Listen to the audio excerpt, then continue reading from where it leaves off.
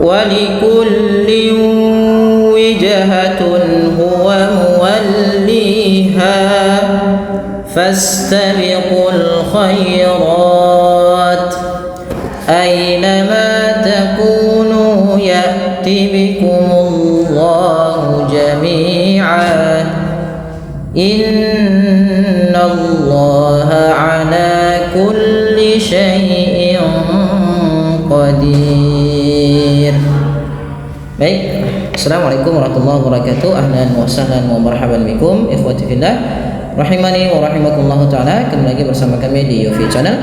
Baik, kali ini kita akan membahas tentang hukum tajwid pada surah Al-Baqarah ayat ke-148 ya teman-teman. Nah, bagi teman-teman yang sedang membuka mushafnya bisa dibuka di halaman ke-23. Kita akan mendapati ayat ini ya. Nah, insyaallah tadi kita sudah baca ayatnya. Kali ini teman-teman kita akan mengurai hukum tajwid yang ada pada surah ini. Mudah-mudahan membantu teman-teman di dalam memahami hukum bacaan Al-Qur'an Al-Karim. Baik teman-teman, kita perhatikan wa likulli wijhatun. Perhatikan pada lafal yang kami tunjukkan dengan tangan ini. Ada wa likullin ketemu dengan huruf waw.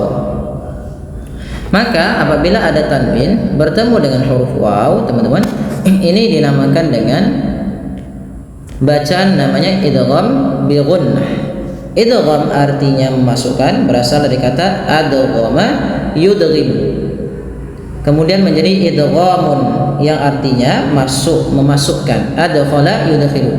Apa yang dimasukkan di sini? Yang dimaksudkan adalah bunyi tanwin dimasukkan ke huruf setelahnya, yaitu huruf waw. Maka kita bacanya bukan lagi walikullin wi, tapi walikullin, langsung ke waw dan masukkan ke rongga hidung kita. Walikullin wijhatun huwa muwalliha. Kemudian pada lafal wijhatun di sini teman-teman terdapat lafal huruf jim, yang dimana ketika kita membacakan huruf jim ini usahakan dipantulkan bunyinya. Nah, kesalahan membaca bacaan qalqalah yang pertama tidak mantul. Contoh walikulli wijhatun, ini enggak mantul, maka ini salah. Yang kedua teman-teman, yaitu dia menambahkan huruf hamzah pada lafal qalqalahnya. Wij. Nah, ini juga salah. Bagaimana cara melafalkan qalqalah yang baik? Yaitu wijhatun, ya, sesuai dengan makhrajnya dan dia tidak ada penambahan hamzah.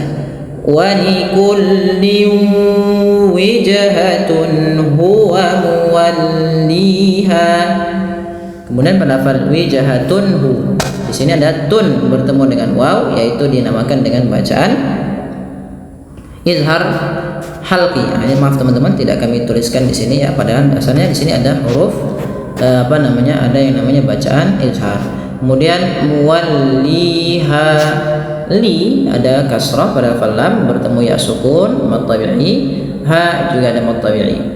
Kemudian fastabiqul khairat, fastabiqul khairat. Fasta langsung ke sin. Alif ini tidak dibaca dengan faus, tapi langsung fastabiqu.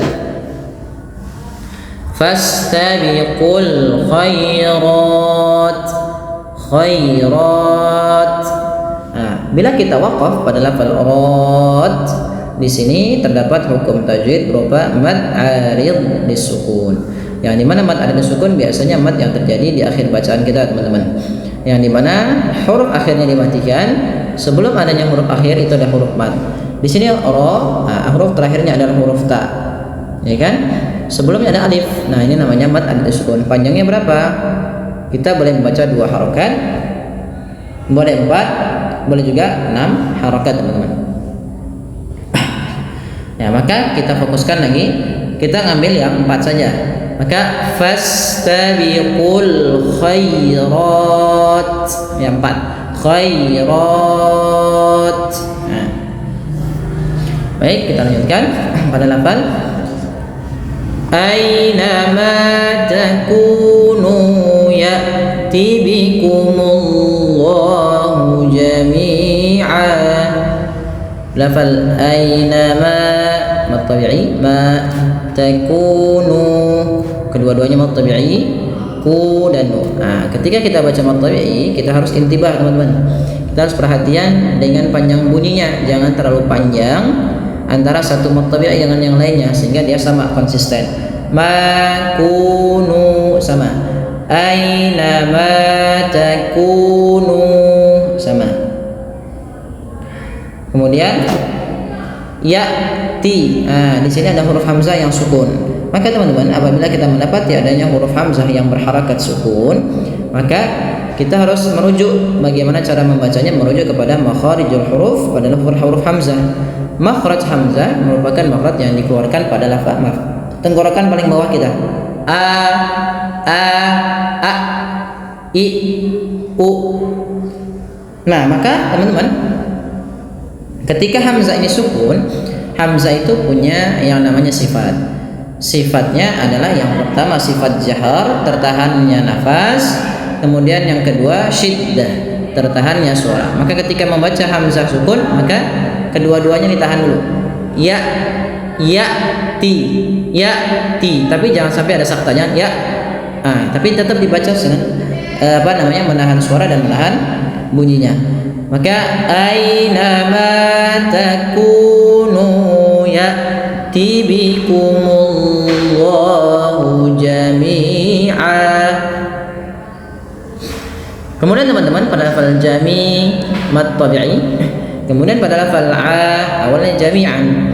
Nah, di sini ada waqaf, namanya waqaf jim ya, waqaf yang boleh kita berhenti. Maka teman-teman, ketika kita waqaf pada lafal bacaan yang dia berharakat tanwin an, adanya alif di belakang, ini kita namakan dengan mad iwad. Mad iwad itu adalah bagaimana? Mad iwad itu mad yang menggantikan harakat fathatain diganti panjang. Maka jami'an awalnya diganti sebagaimana kita bacanya sebagaimana mad tabi'i. Maka jami'a. Nah, seperti itu teman-teman. Selanjutnya innallaha ala kulli syai'in qadir. Pada lafal inna ada bacaan gunnah, yaitu berupa bacaan nun tasydid, atau nanti gunnah ini kondisinya dua, mim tasydid atau nun tasydid. Maka dibaca dengan menahan bunyinya sepanjang dua harakat lebih sedikit. Innallaha ala, kemudian melafalna tipiskan, jangan innallah, tapi innallaha ala, innallaha ala, Allahnya dua harakat, ala tabi'i, kulli syai'in qadir. Syai'in, padahal pada syai'in ini bacaannya kita teman-teman, kita baca dengan bacaan ikhfa hakiki, yaitu tanwinnya disamarkan dengan huruf qaf, awalnya syai'in, dibaca dengan mendengarkan bunyi nunnya atau bunyi tanwinnya syai'in. Nah, karena bertemu dengan huruf qaf, yang mana qaf termasuk huruf ikhfa hakiki, maka tanwinnya disamarkan ke qaf. Syai'in qadir. Kemudian pada lafal dir ada mad arid disukun, kita boleh panjangkan 2, 4 atau 6. Kemudian pada lafal ra ini dibaca dengan tipis. Kenapa? Karena ra-nya kita matikan dan didahului dengan huruf yang berharakat, ada huruf ya mati dan didahului dengan huruf yang berharakat sukun. Maka tidak boleh ra-nya dibaca dengan tebal. Contoh qadir, nggak boleh.